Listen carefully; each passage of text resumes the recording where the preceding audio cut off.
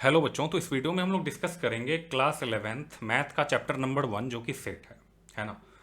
हर exercise से पहले उससे रिलेटेड जो कंसेप्ट होगा पहले हम लोग वो डिस्कस करेंगे और उसके बाद फिर एक्सरसाइज, और इस तरीके से कंटिन्यूअसली चलते रहेंगे। तो सबसे पहले बात करते हैं सेट की, है ना। सेट का मतलब क्या होता है? सेट का मतलब होता है well defined collection of object is called a set. Collection की बात कर रहे हैं यहाँ पे, और उससे ऊपर, उसके भी ऊपर क्या है कि वेल डिफाइंड होना चाहिए। क्या होना चाहिए? वेल डिफाइंड होना चाहिए। वेल डिफाइंड का मतलब क्या है? जैसे कि यहाँ पे एग्जांपल्स की अगर हम बात कर लें, odd natural numbers less than 10, अगर ऐसा आपसे कहा जाता है तो चूंकि ये वेल डिफाइंड है तो आप आराम से बता सकते हो कि odd natural number less then 10 क्या क्या होगा। तो सबसे पहला तो 1 हो जाएगा, फिर 3 होगा, फिर 5 होगा, फिर 7 होगा, फिर 9 होगा। ऑड नंबर्स ऐसे नंबर को कहते हैं जो कि 2 से डिविजिबल ना हो, और जो जो 2 से डिविजिबल होता है उसको क्या कहते हैं? इवन नंबर कहते हैं। तो ये वेल डिफाइंड है ना। अब वेल डिफाइंड कब नहीं होगा? जैसे most beautiful girls of the world, है ना। 10 सबसे सुंदर लड़कियों का कलेक्शन, तो आप कह नहीं सकते ना कौन सबसे ज़्यादा सुंदर है। तो ये वेल डिफाइंड नहीं है ना। इसी तरीके से सबसे खतरनाक जानवरों का कलेक्शन, ये भी वेल डिफाइंड नहीं है। तो ऐसे कलेक्शंस को आप सेट नहीं कह सकते, है ना। अब जैसे सेकंड नंबर है द रिवर्स ऑफ इंडिया, आपको पता है गंगा, यमुना, सरस्वती, इस तरीके से बहुत सारे रिवर्स हैं, वेल डिफाइंड है ना। मतलब ऐसा नहीं है कि कोई भी आदमी उठे और किसी भी नदी को कोई भी नाम दे दे, सबका नाम पहले से दिया हुआ है। मतलब वेल डिफाइंड है, आप कलेक्शन बना सकते हो उसका, है ना। ऐसे वेरियस काइंड्स ऑफ ट्रायंगल्स, ये भी वेल डिफाइंड है ना। On the basis of angle, triangles के टाइप क्या क्या हैं? एंगल के बेसिस पे अगर बात करें तो acute angle triangle, obtuse angle triangle, right angle triangle, इस तरीके से। फिर अगर हम बात करें प्राइम फैक्टर्स ऑफ 210 की, तो ये भी वेल डिफाइंड है। प्राइम फैक्टर्स कैसे निकालते हैं ये मालूम है। तो दुनिया का कोई भी बंदा अगर 210 का प्राइम फैक्टर निकालेगा तो उसके पास यही आएगा 2375। तो ये 210 के प्राइम फैक्टर्स हैं, तो ये भी वेल डिफाइंड है, तो ये भी सेट के अंदर आ जाएगा, है ना। फिर इसके बाद बात करते हैं द सॉल्यूशंस ऑफ इक्वेशन की, जो कि क्वाड्रेटिक इक्वेशन है ना। क्लास 10th में आप लोगों ने करा होगा, क्लास 10th में आप लोगों ने क्वाड्रेटिक इक्वेशन करा होगा, सॉल्व करना पता होगा सबको, मिडिल टर्म स्प्लिटिंग से कैसे करते हैं, क्वाड्रेटिक फॉर्मूला अप्लाई करके कैसे करते हैं। तो ये भी वेल डिफाइंड है। जैसे एक्स स्क्वायर है, उसके बाद माइनस में 5x है, समझने का प्रयास कीजिएगा। एक्स स्क्वायर है, फिर माइनस 5x है, और फिर प्लस में 6 है ना। प्लस में क्या है? 6 है। 6 के अगर आप दो फैक्टर्स निकालो ना तो 2 × 3, और जब आप 2 में 3 को ऐड करो तो 5। याद कीजिए, यही कंसेप्ट हम लोग यूज करते थे क्लास 10th में। मतलब जो 6 है उसको एक्स स्क्वायर के कोफिशिएंट से पहले मल्टीप्लाई करते थे। यहाँ पे कोफिशिएंट कुछ नहीं है, मतलब 1 है। 6 वन जा करेंगे तो 6 ही होगा। अब 6 का ऐसा दो फैक्टर जिसको मल्टीप्लाई करने पे 6 आ जाए, और जिसको प्लस या माइनस करें तो मिडिल वाला टर्म आए। तो कहने का मतलब ये है कि एक्स स्क्वायर माइनस में 2x, माइनस में 3x, और प्लस में 6 होगा। अब जब आप इस एक्स स्क्वायर और -2x में से x को कॉमन लोगे तो ब्रैकेट के अंदर x -2 मिलेगा, और लास्ट का जो दो टर्म है माइनस में 3x प्लस में 6, इसमें से -3 को जब आप कॉमन लोगे तो ब्रैकेट के अंदर मिलेगा x -2, और ये इक्वल टू 0 है। इक्वल टू में क्या है? 0 है।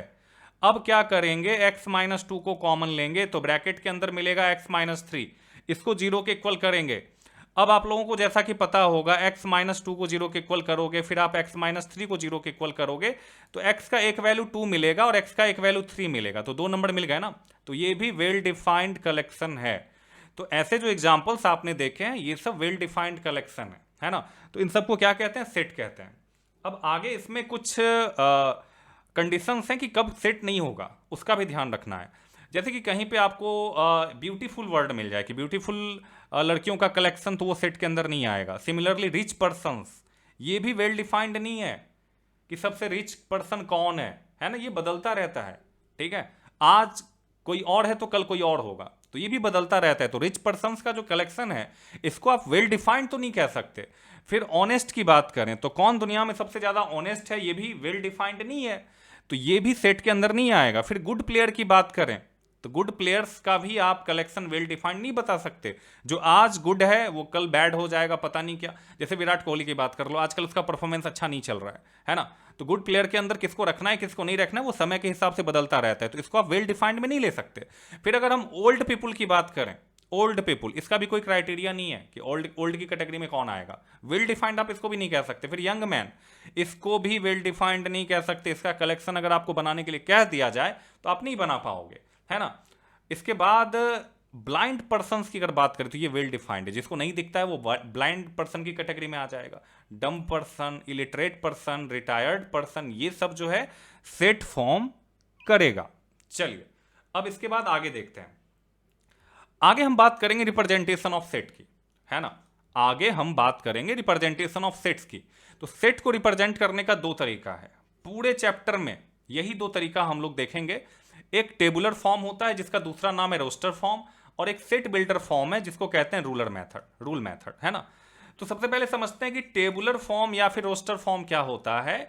तो कह क्या रहा है कि in this method we list all the members of the set separating them by means of commas and enclosing them in curly bracket, यानी मिडिल ब्रैकेट के अंदर उसको क्लोज कर देना है।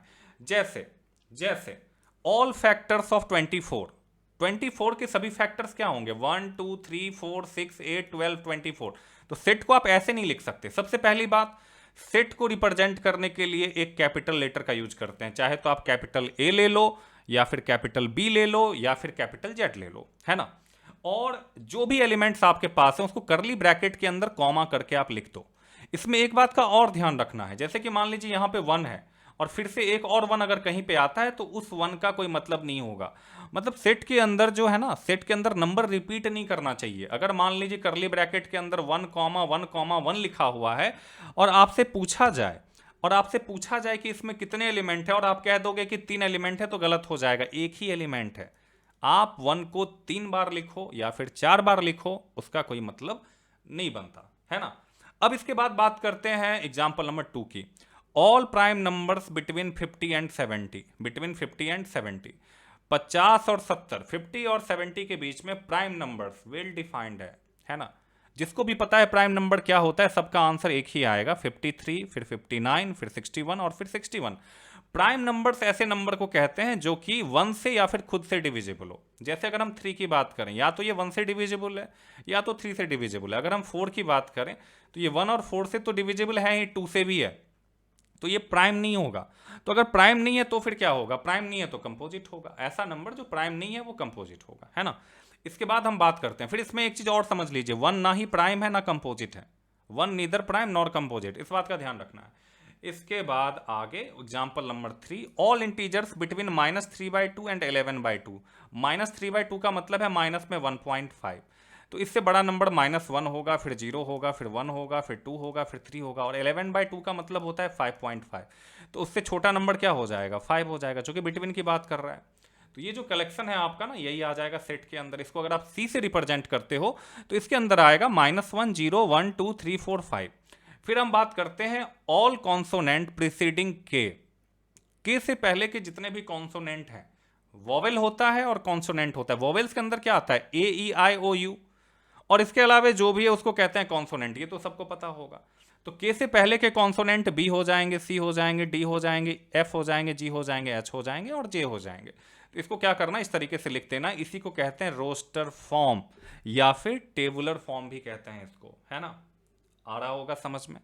उसके बाद बात करते हैं सेट बिल्डर फॉर्म की। सेट बिल्डर फॉर्म के अंदर क्या होता है ना, बस हम प्रॉपर्टी लिख देते हैं करली ब्रैकेट के अंदर, और रिप्रेजेंट करने के लिए अगर आप रोस्टर फॉर्म में करो या फिर सेट बिल्डर फॉर्म में करो, है ना, कैपिटल लेटर से ही रिप्रेजेंट करेंगे। जैसे यहां पे लिखा हुआ है करली ब्रैकेट के अंदर एक्स, फिर ये जो 2 पॉइंट दे दिया है ना इस2 वाला सिंबल, इसको पढ़ते हैं सच डैट।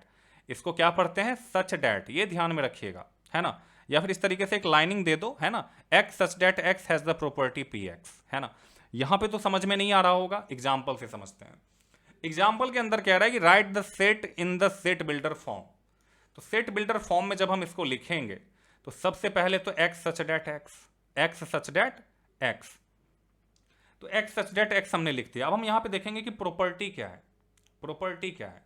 तो x such that x equal to, अगर हम मान लें कि एन के इक्वल है, एक्स जो है वो एन के इक्वल है ना, तो वेयर एन का जो मिनिमम वैल्यू है ना, एन का जो मिनिमम वैल्यू है वो 1 है, तो एन इक्वल टू लिख देते हैं इस तरीके से, इस तरीके से लिख देते हैं, वेयर एन इक्वल टू 1 2 3 4 5, है ना, 6 7, है ना। या फिर अगर आप इतना बड़ा नहीं लिखना चाहते हो, है ना, बस प्रॉपर्टी लिखना चाहते हो, तो आप सीधा ऐसा लिख सकते हो, इस तरीके से n जो है वो ग्रेटर देन इक्वल टू 1 है, लेस देन इक्वल टू 7 है, and n belongs to natural number. Natural अगर हम नहीं लिखेंगे तो वो डेसिमल में भी तो आ सकता है। इसको कहते हैं set builder form. Set builder form के अंदर बस प्रॉपर्टी लिख दो ना आप, x such that x n के इक्वल है, वेयर n का जो मिनिमम वैल्यू है, वो 1 है और जो मैक्सिमम वैल्यू है वो 7 है। हो गया बस, है ना। इसके बाद बात करते हैं क्वेश्चन नंबर एग्जाम्पल नंबर 2 की, है ना। सेट बी के अंदर 1 2 4 7 14 फिर 28 लिखा हुआ है, इसको लिखना है सेट बिल्डर फॉर्म, है ना, सेट बिल्डर फॉर्म में लिखना है। आप समझिए इसको, इसमें देखिए जितने भी नंबर्स हैं ना वो 28 के फैक्टर्स हैं। तो आप यहाँ पे लिखोगे x such that x is a factor of factors of 28। बस हो गया, इसी को कहते हैं सेट बिल्डर फॉर्म। बस प्रॉपर्टी लिख दो आप। फैक्टर्स ऑफ 28 का मतलब है 1 2 4 7 14 28, ऐसे नंबर्स जो 28 को कंप्लीटली डिवाइड करें। और भी एग्जांपल्स देख लेते हैं। यहाँ पे 2 है, फिर 4 है, फिर 8 है, फिर 16 है, फिर 32 है। समझ में आ रहा होगा आप लोगों के। इसको अगर सेट बिल्डर फॉर्म में लिखना, अगर आपको आता है ना, वीडियो रोक के आप खुद से ट्राई करो, फिर अपना आंसर मिलाओ। पढ़ने का सही तरीका यही है, x such that x equal to 2 to the power n, है ना, वेयर है ना n greater than equal to 1 and less than equal to, जैसे 32 आया, 2 के पावर में 5 करेंगे ना आई थिंक, तो 32 आएगा। तो मैक्सिमम वैल्यू 5 होगा और n belongs to natural number. यही आपका सेट बिल्डर फॉर्म होगा। उम्मीद करते हैं कि समझ में आ रहा होगा, है ना। चलिए फिर एग्जाम्पल नंबर 4 की बात करते हैं। अगर मैं आपसे कहूं कि इसको सेट बिल्डर फॉर्म में करो, तो वीडियो को जल्दी से रोको, आप करो और फिर देखो आगे का वीडियो कि अगर आप कर पाते हो कि नहीं कर पाते हो, है ना। चलिए फिर मैं ट्राई करता हूं। d इक्वल टू, सबसे पहले x सच डेट x, है ना, x such that x equal to 2n लिख लेते हैं, चूंकि इवन नंबर्स है ना। वेयर, यहां पे ये भी लिखना पड़ेगा ना कि n क्या है, n greater than equal to क्या हो जाएगा, -3 कर लेते हैं, -3 and less than equal to +3 and n belongs to natural number. आप खुद ही देखिए, -3 से लेके 3 तक n का वैल्यू लेना है। तो जब आप -3 पुट करोगे तो -6 मिलेगा, -2 पे -4 मिलेगा, -1 पे -2, 0 पे 0, ठीक है ना। अब चूंकि 0 भी इसमें आ रहा है, इसमें, तो होल नंबर कर देते हैं ना, ज़्यादा अच्छा रहेगा, ठीक है। नेचुरल नंबर में तो 0 नहीं आता ना, तो इसलिए होल नंबर करना जरूरी है यहाँ पे, तो होल नंबर कर देते हैं, है ना। ये हो जाएगा आपका। फिर इसके बाद ये कुछ सेट्स हैं, स्टैंडर्ड सेट हैं, जैसे नेचुरल नंबर को n से रिप्रेजेंट करते हैं, इंटीजर्स के सेट को z से रिप्रेजेंट करते हैं, है ना। रैशनल नंबर वाले सेट को q से रिप्रेजेंट करते हैं, रियल नंबर वाले को r से, पॉजिटिव इंटीजर को z प्लस से, है ना, पॉजिटिव रैशनल नंबर को q प्लस से, है ना, पॉजिटिव रियल नंबर को r प्लस से, है ना। तो ये कंसेप्ट आपका एनसीईआरटी, है ना, एनसीईआरटी के एक्सरसाइज के लिए काफ़ी है इतना। तो सबसे पहले तो एनसीईआरटी के एग्जांपल्स देख लेते हैं, क्योंकि एग्जांपल से भी क्वेश्चन आता है ना। तो देखिए एग्जांपल नंबर 1 क्या करें, write the solution set of the equation in roster form. Solve करेंगे, जो भी आएगा उसको ए बी सी से रिप्रेजेंट कर देंगे। तो जैसे यहाँ पे एक्स स्क्वायर है, प्लस में एक्स है, माइनस में 2 है, इक्वल टू 0, इसको फैक्टोराइज करेंगे तो x square plus 2x minus 2 equal to 0। X common लेंगे तो x प्लस 2, फिर -1 कॉमन लेंगे तो x प्लस 2 इक्वल टू 0, फिर x प्लस 2 को बाहर कर लेंगे तो ब्रैकेट के अंदर आ जाएगा x minus 1 equal to 0। x plus 2 को 0 के इक्वल कर लेंगे और x माइनस 1 को 0 के इक्वल कर लेंगे, तो x का एक वैल्यू आएगा -2 और x का एक वैल्यू आएगा +1। तो अगर हम सेट ए बनाना चाहें तो आपके दो वैल्यूज आ जाएंगे, -2 और -1। हो गया, यही आपका रोस्टर फॉर्म है। इसके बाद एग्जाम्पल नंबर 2 की बात करते हैं। कह रहा है कि write the set of x such that x is a positive integer and x square less than 40 in the roster form. बहुत आसान है, लेट कर लेते हैं। ए उस सेट का नाम है और x एक पॉजिटिव इंटीजर है जिसका वैल्यू जो है, ठीक है ना, x स्क्वायर 40 से छोटा होना चाहिए, बस इसका ध्यान रखना है। तो 40 से छोटा होने के लिए -6 से आप शुरू करोगे, क्योंकि -6 का स्क्वायर होता है +36, 40 से छोटा है। अगर आप -7 लोगे तो 49, वो हो नहीं सकता। फिर आप -5 लिखो, ठीक है ना, फिर आप -4 लिखो, फिर -3 लिखो, फिर -2 लिखो, फिर -1, फिर 0, फिर 1 2 3 4 5 और 6, ये हो जाएगा। 7 तो कर नहीं सकते, क्योंकि 7 का स्क्वायर जो है वो 49 होता है। तो जो भी नंबर्स आप लिखोगे ना उसका स्क्वायर 40 से कम होना चाहिए, तो निगेटिव नंबर भी आएगा, इस बात का ध्यान रखना है यहाँ पे, है ना। फिर एग्जाम्पल नंबर 3 की बात कर लेते हैं। कह रहा है कि इसको सेट बिल्डर फॉर्म में लिखो। तो ए इक्वल टू, आपको आता है ना तो वीडियो रोक के ट्राई करो आप लोग, मैं बार बार ये चीज़ बोलूंगा, क्योंकि आपको आना जरूरी है, मेरा आना इतना जरूरी नहीं है जितना आपका, क्योंकि एग्जाम आपको देना है ना। X such that x, x such that x 1 है, फिर वो 4 है, फिर 9 है, फिर 16 है, साफ साफ दिख रहा है। 1 का मतलब 1 का स्क्वायर, 2 का मतलब 4 का मतलब 2 का स्क्वायर, 9 का मतलब 3 का स्क्वायर, इस तरीके से। तो x such that x equal to n square कर देते हैं सबसे अच्छा। वेयर लिख देते हैं ना कि एन है क्या, n greater than equal to 1, है ना। तो चूंकि डॉट डॉट डॉट करके छोड़ दिया ना, इनफाइनाइट तक जाएगा, तो यहां पे कोई लिमिटेशन है नहीं इसका, है ना। तो x such that x equal to n square, n belongs to natural number, हो गया, बस इतना काफी है। कोई भी नेचुरल नंबर उठा के रख दो आप, 1 2 3 4 5 6 7 8 इस तरीके से, ठीक है। अब आते हैं एग्जाम्पल नंबर 4 पे। एग्जाम्पल नंबर 4 पे कह रहा है कि इसको सेट बिल्डर फॉर्म में लिखो, दिमाग लगाओ, आप लोग कर सकते हो। तो x such that x equal to, ध्यान से देखिए, न्यूमरेटर से डिनोमिनेटर 1 ज़्यादा है, 1/2 2/3 3/4 4/5 5/6 6/7। देखा जाए तो डिनोमिनेटर न्यूमरेटर से 1 ज़्यादा है, तो x equal to n upon n plus 1 होगा कि नहीं होगा। तो कहने का मतलब है n जो है, n का मिनिमम वैल्यू 1 हो जाएगा, मैक्सिमम वैल्यू 6 हो जाएगा, and n belongs to natural number. ऐसा नहीं कि कोई भी नंबर हो जाए, रियल नंबर कर देंगे तो इनफाइनाइट हो जाएंगे। तो ये बताना जरूरी है कि नेचुरल नंबर है या फिर क्या है, यही आंसर है आपका। अब आते हैं एग्जाम्पल नंबर 5 पे, और फिर उसके बाद सीधा जंप करेंगे एक्सरसाइज पे। अब एग्जाम्पल नंबर 5 देखो आप लोग, एग्जाम्पल नंबर 5 देखो आप लोग। Match each of the set on the left described in the roster form with the set with the same set on the right described in the set builder form। बहुत आसान है। जैसे कि अगर matching करना है तो फर्स्ट वाला किससे मैच करेगा ये बताना है। प्रिंसिपल लिखा हो, क्या लिखा हुआ है, PRINCAL, है ना। तो सिंपल सी बात है, ये प्रिंसिपल वर्ड से बना होगा, रिपीटेशन अलाउ नहीं होता है, इसलिए आई को रिपीट नहीं किया गया है ना। आई को रिपीट नहीं किया गया है, और जो भी रिपीट कर रहा हो उसको रिपीट नहीं किया गया, है ना। तो इसीलिए PRINCAL हो जाएगा, है ना। P 2 बार आया है तो P को भी 1 बार लिखा गया। तो फर्स्ट वाला जो है वो D से मैच करेगा, तो फर्स्ट का D हो जाना चाहिए। अगर हम सेकेंड की बात करें, बहुत आसान है जी, इसके अंदर 0 लिखा हुआ है, ठीक है। x प्लस 1 इक्वल टू 1 है, तो इसको अगर आप सॉल्व करोगे तो x का वैल्यू 0 ही तो आएगा। तो सेकेंड का क्या हो जाना चाहिए, C हो जाना चाहिए। इसी तरीके से थर्ड का अगर हम देखें, मैच करना है, 1 2 3 6 9 18, है ना। तो 18 के डिवाइजर हो जाने चाहिए, है ना। 1 भी 18 को डिवाइड करता है, 2 भी 3 भी 6 भी 9 भी 18 भी, तो थर्ड का A हो जाएगा, आसान है। फिर अगर हम फोर्थ की बात करें तो जो बच गया वही तो होगा, ठीक है। ये बी वाला जो ऑप्शन है वो फोर्थ का हो जाएगा, फोर्थ का बी हो जाएगा। आ रहा है समझ में, आसान था। अब एक्सरसाइज पे आ जाते हैं, एक्सरसाइज 1.1 पे आ जाते हैं, है ना। एक एक एक्सरसाइज हर वीडियो के लिए बनाएंगे आप लोगों के लिए, जितना मेहनत करना पड़े करेंगे। आप लोगों को बस करना क्या है, सपोर्ट करने के लिए, है ना, ताकि हम लोग और भी ज़्यादा समय दें आप लोगों को। करना क्या है, वीडियो को शेयर करना है, अगर फ़ायदा हो रहा है ना तो शेयर करना है, अपने दोस्तों के साथ डिस्कस करना है कि देखो यहाँ पे जो वीडियोस डाले जाते हैं वो समझ में आता है ना। इस वीडियोज को जितना हो सके फैलाओ आप लोग, है ना। बाकी मेरे ऊपर छोड़ दो कि कैसे आप लोगों का सिलेबस पूरा करना है। Exercise 1.1, which of the following are sets, justify your answer. The collection of all month of a year beginning with the letter J, है ना, इसमें से कौन सा सेट है। तो सिंपल सी बात, ये वेल डिफाइंड है जी। जो भी जैसे जनवरी जून जुलाई ये सब जे से शुरू होता है, तो ये है सेट, ये सेट है ना।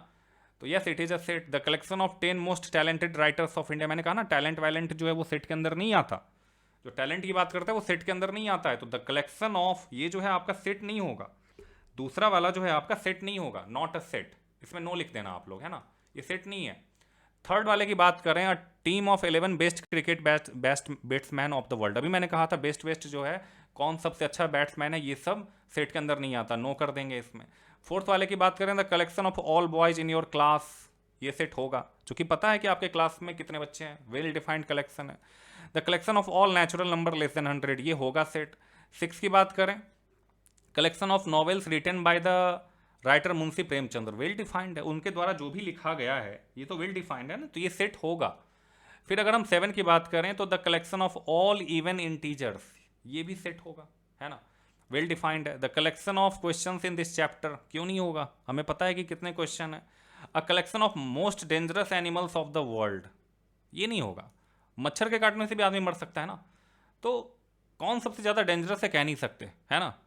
कभी कोई भी जानवर किसी कुत्ते के काटने से आदमी मर जाता है तो हम क्या कह देंगे, वही डेंजरस है, ऐसा तो कह नहीं सकते, तो वेल डिफाइंड नहीं है ये। एग्जाम्पल नंबर, इसमें बस ये लिख देना कि ये सेट है ये सेट नहीं है, स्टेटमेंट बना के लिख देना इसको, वो आप लोग कर लोगे, है ना। चलिए फिर क्वेश्चन नंबर 2 की बात करते हैं। सेट ए में दिया हुआ है 1 2 3 4 5 6, इंसर्ट द अप्रोप्रिएट सिंबल। देखो ये जो लिखा हुआ है ना, इसको कहते हैं बिलोंग्स टू।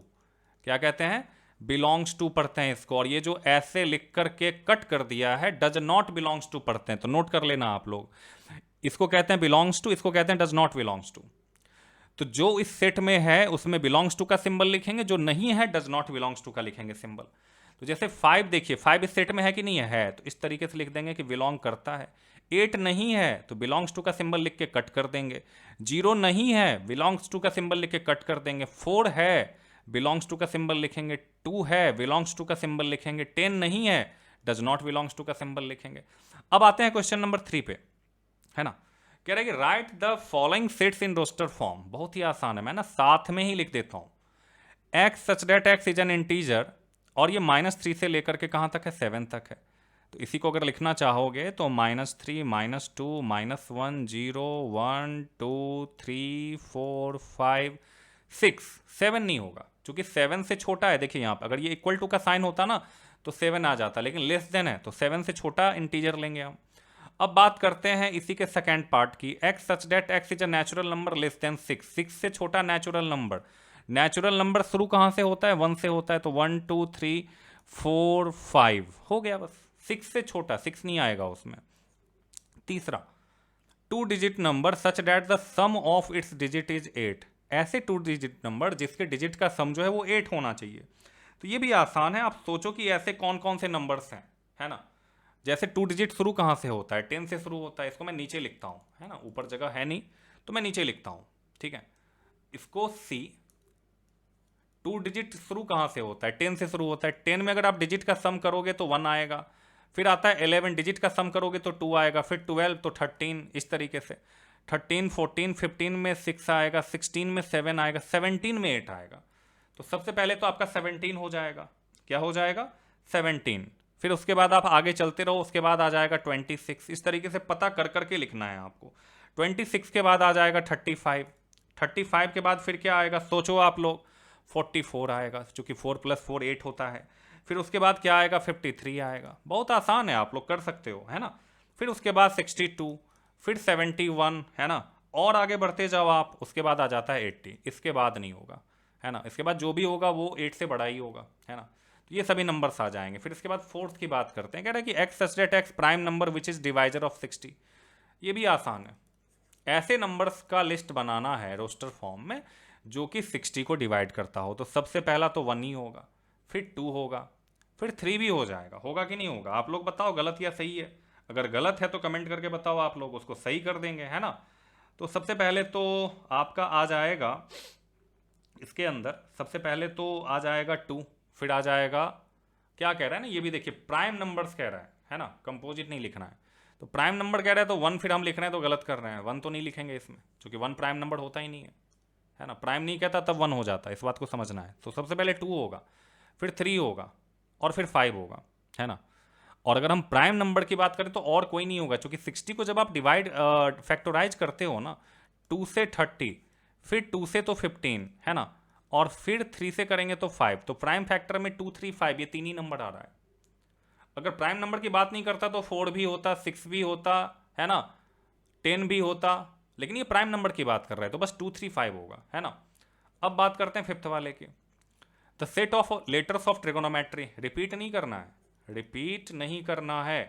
तो सबसे पहले तो टी आ जाएगा, फिर आर आ जाएगा, फिर आई, फिर जी, है ना। इसको हटा लेते हैं ताकि जगह बन जाए, है ना। आसान है जी, आसान है ना। इसके बाद जी, जी के बाद ओ, ओ के बाद फिर एन, रिपीट नहीं होना चाहिए। एन के बाद फिर ओ, ओ एक बार हो चुका ना, दोबारा नहीं लिखेंगे। फिर उसके बाद आ जाएगा एम, एम के बाद फिर ई, है ना, और ई के बाद फिर टी, टी पहले लिखा जा चुका है कि नहीं, लिखा जा चुका है ना, टी पहले ही लिख चुके हैं तो वो नहीं आएगा, है ना। उसके बाद टी के बाद आर, आर भी लिखा जा चुका है, फिर वाई की बात करें तो वाई आ जाएगा, ये आपका हो जाएगा। मतलब रिपीट नहीं करना है, जो रिपीट कर रहा है उसको एक ही बार लिखना है, ठीक है ना। इसी तरीके से अगर हम इसके 6 नंबर की बात करें, है ना, F equal to B E double T E R है ना, तो इसमें क्या करेंगे, बी लिखेंगे फिर ई लिखेंगे, टी को एक बार ही लिखेंगे, फिर ई नहीं आएगा, फिर आर आ जाएगा, रिपीट नहीं करना है, ठीक है ना। अब आते हैं नेक्स्ट क्वेश्चन पे, क्वेश्चन नंबर 4 पे, कि write the following sets in set builder form, है ना। तो सबसे फर्स्ट वाले में उसको ए लेट कर लेते हैं, इसको सेट बिल्डर फॉर्म में लिखना है। सेट बिल्डर फॉर्म में जैसे कि मैंने पहले ही कहा है ना, बस प्रॉपर्टी लिख लो आप, है ना। एक्स सच डेट एक्स, यहाँ पे 3 है, फिर 6 है, फिर 9 है, फिर 12 है। तो 3 2 जा 6, 3 3 जा 9 और 3 4 जा 12। तो एक्स इक्वल टू क्या कर देते हैं, 3n कर देते हैं, है ना। क्या कर देते हैं, 3n कर देते हैं, where n belongs to natural number, ये बताना भी जरूरी है। और n का जो वैल्यू है 1 से बड़ा है और किससे छोटा है, 3 4 जा 12 होता है ना, 4 से, 4 के इक्वल भी है और उससे छोटा है ना। इसी तरीके से सेकंड वाले की अगर हम बात करें, 2 4 8 16 इस तरीके से दिया हुआ है, तो x such that x equal to 2 to the power n कर देते हैं। n belongs to natural number और n का जो वैल्यू है 1 से ग्रेटर होगा, smaller than, less than equal to 5 हो जाएगा, क्योंकि 2 टू द पावर 5 32 होता है। इसी तरीके से अगर हम थर्ड की बात करें तो c लेट कर लेते हैं, x सच डेट x आ रहा होगा समझ में, 5 to the power n, n belongs to natural number और n का जो वैल्यू है 1 से ग्रेटर होगा और स्मॉलर देन इक्वल टू क्या हो जाएगा, 625 है ना, तो ये 5 हो जाएगा, चेक कर लेना आप लोग। फिर अगर हम फोर्थ की बात करें तो डी लेट कर लेते हैं, D equal to x such that x, आप ही बताओ क्या होगा, 2 4 6, 2 1 जा 2, 2 2 जा 4, 2 3 जा 6, तो ये 2n कर देते हैं यहाँ पे, पहले 1 2 इस तरीके से पुट करते जाएंगे।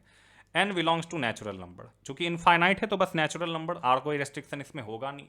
फिर फिफ्थ वाले की बात करते हैं, फिफ्थ वाले में देखिए क्या है, ई लेट कर लेते हैं, है ना, एक्स सच डेट एक्स, इसी तरीके से आप लोगों को भी करना है, इक्वल टू क्या हो जाएगा, n का स्क्वायर कर देते हैं, है ना, और n belongs to natural number और n का जो मिनिमम वैल्यू है 1 होगा और मैक्सिमम वैल्यू क्या हो जाएगा, 10 हो जाएगा, क्योंकि 10 का स्क्वायर क्या होता है, 10 का स्क्वायर 100 होता है ना, 10 का स्क्वायर क्या हो जाता है, 100 हो जाता है। तो पहले 1 का स्क्वायर 1, फिर 2 का स्क्वायर 4, फिर 3 का स्क्वायर 9, फिर 4 का स्क्वायर, फिर 5 का स्क्वायर, इस तरीके से 10 का स्क्वायर करेंगे तो क्या होगा, 100 होगा। आ रहा है समझ में। अगला क्वेश्चन अब देख लेते हैं, नेक्स्ट क्वेश्चन। अब इसमें कह रहा है कि list all the elements of the following sets, है ना, रोस्टर फॉर्म में लिखना है। ऑड नेचुरल नंबर की बात कर रहा है, इनफाइनाइट हो जाएगा ये, है ना।